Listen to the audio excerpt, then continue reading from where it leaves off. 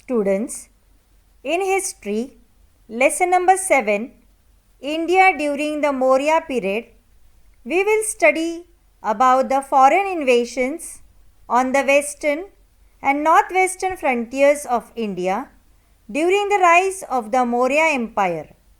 Also, we will study about the Maurya Empire in depth.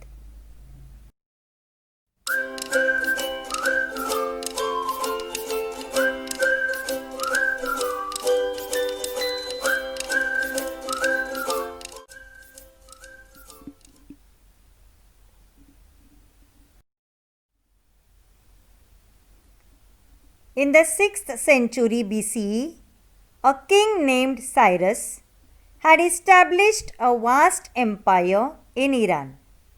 This empire extended from northwest India to Rome and to Egypt in Africa. Around 518 BCE, an Iranian emperor named Dariush had conquered the region to the northwest of India up to Punjab. Dariush had recruited some soldiers from this area into his army. We learn about this from the writings of Greek historians. Political relations between India and Iran were established during the reign of Emperor Dariush. This led to greater exchanges in the fields of trade and art.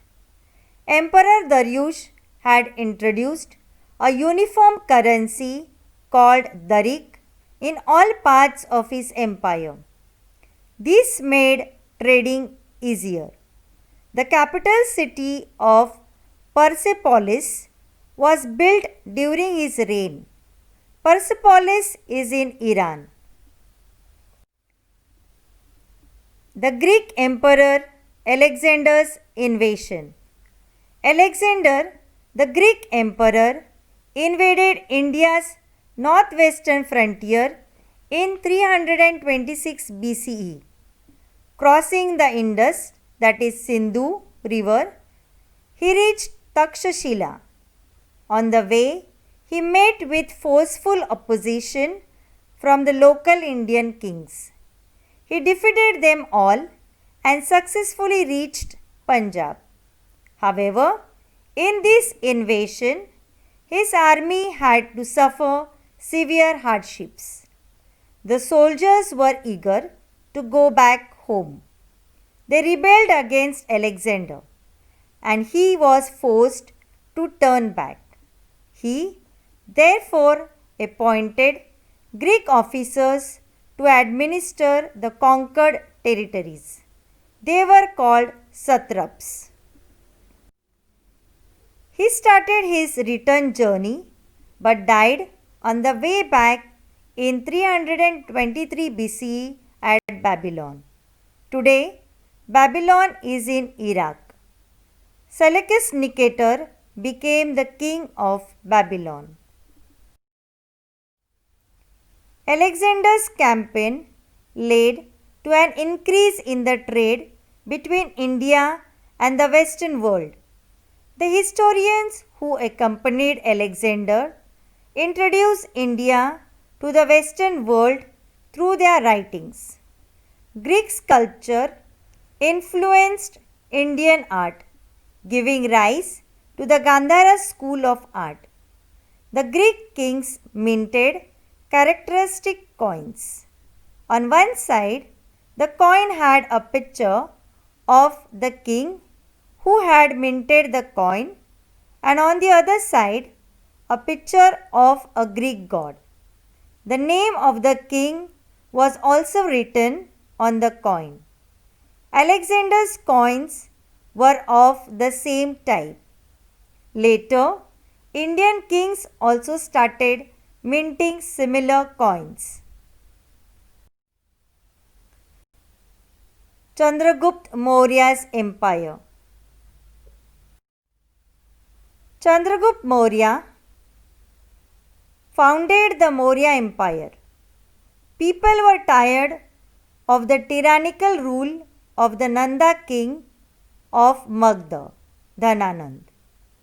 Chandragupta Maurya brought it to an end and established his own rule in Magda around 325 BCE.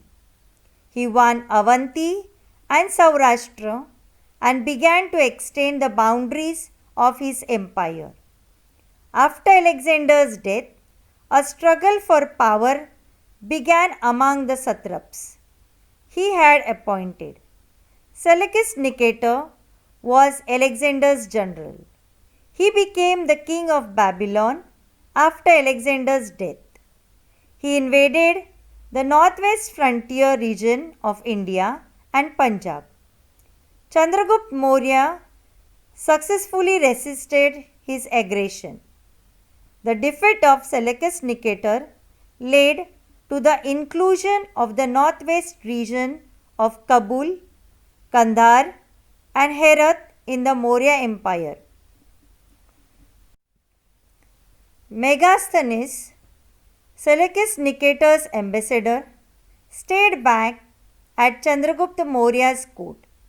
His book Indica is an important source for the study of India during the Maurya period. There is an inscription stating that Emperor Chandragupta Maurya had built a dam called Sudarshan near Junagadh in Gujarat state. After Chandragupta renounced the throne, he was succeeded by his son Bindusar. After Bindusar's death, his son Ashoka succeeded to the throne in 273 BCE.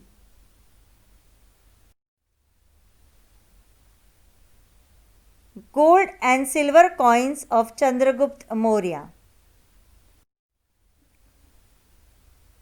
Emperor Ashoka. Ashoka had been appointed the governor of Takshashila and Ujjain before he came to the throne. As the governor, he had successfully crushed the revolt at Takshashila. After becoming the emperor of Magda, he launched a campaign against the state of Kalinga. Kalinga occupied the region of today's Odisha state. Emperor Ashoka conquered Kalinga. Ashoka's empire extended from Afghanistan in the northwest and Nepal in the north to Karnataka and Andhra Pradesh in the south, and from Bengal in the east to Saurashtra in the west. Ashoka was deeply moved by the bloodshed of the Kalinga war. He decided never to wage a war again. He came to believe that truth, non-violence, compassion, and forgiveness were the important values. Ashoka wanted to spread these teachings among the common people, and therefore he had pillar edicts and stone inscriptions engraved throughout his kingdom. These writings are in the Brahmi script. In these inscriptions, he is referred to as Devanam Piyo Piyadasi. That means beloved of the gods and he who looks on with affection. Another inscription states that 8 years after he ascended the throne, he made the conquest of Kalinga and had a change of heart on seeing the devastation it caused. An inscription of Emperor Ashoka at Delhi Topda shows that he had put strict restrictions on the hunting of bats, monkeys, rhinoceroses, and on setting fire to forest.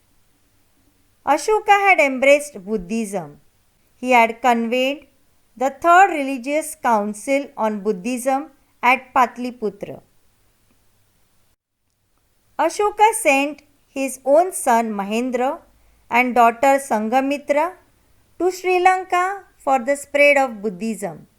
He also sent Bauddha bhikkhus to West Asia and Central Asia for spreading Buddhism. He also built many stupas and viharas. Public welfare activities. Emperor Ashoka laid stress on the creation of facilities for the welfare of the people. For example, he made provisions for free medicines and medical treatment for people as well as for animals. He built many roads and planted trees for shade on both sides of the roads. He dug wells and built dharmashalas. Edicts of Ashoka in India. Emperor Ashoka had erected a lot of stupas and edicts in India and some places abroad. In this picture, you will clearly see some edicts erected by Emperor Ashoka in India. Administration during the Maurya period. Patliputra was the capital of the Maurya Empire. For the sake of administrative convenience, the empire was divided into 4 regions, each with its own capital.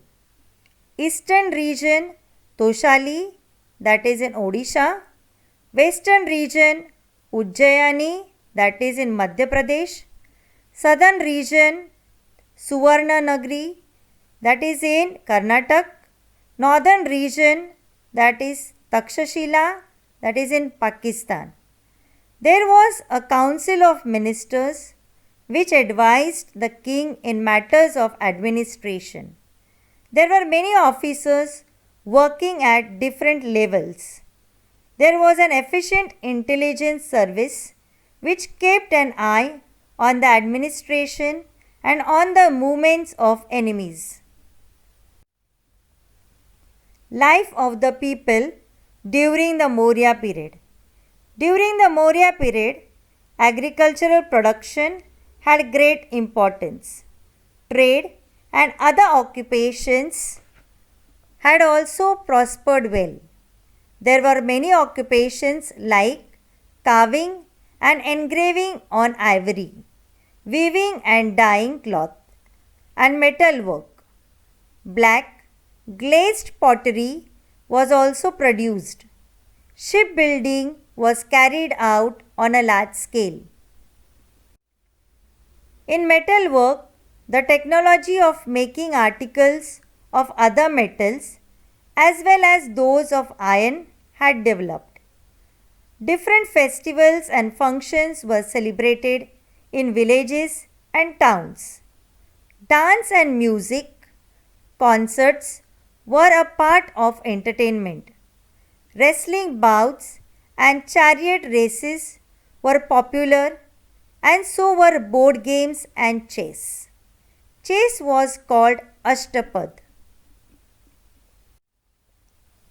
The pillars erected by Ashoka are excellent specimens of Indian sculpture. There are excellent carvings of animals like the lion, elephant, bull on these pillars.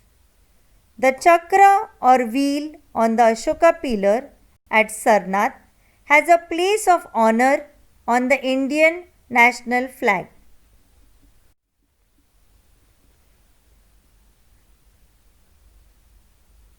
During the period of Emperor Ashoka, the art of rock cut sculpture was promoted. The lion capital on the Ashoka pillar at Sarnath is our national symbol.